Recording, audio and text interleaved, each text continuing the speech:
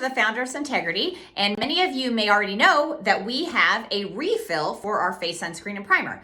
But I wanted to show you how it works because there's a little bit of confusion sometimes what you need to keep and what you need to dispose of. So basically, this is our container. You want to pop out the middle. You're gonna keep this outer container, and you're also going to keep this metal pump mechanism.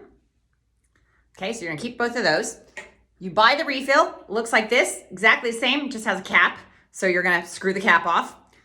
So screw the cap off. And you also want to tap it on a surface to make sure all the product goes down. And then you're gonna put the pump mechanism back in, twist it until it's tight. And then you're gonna insert it back onto the outer canister and click until it clicks. Now, I also kind of double tap here, just make sure everything goes down. And then you're going to pump it out. Sometimes it pumps right away. Sometimes there's a little bit of air pocket and it's gonna spurt until the air pocket's out. And then it's good to go.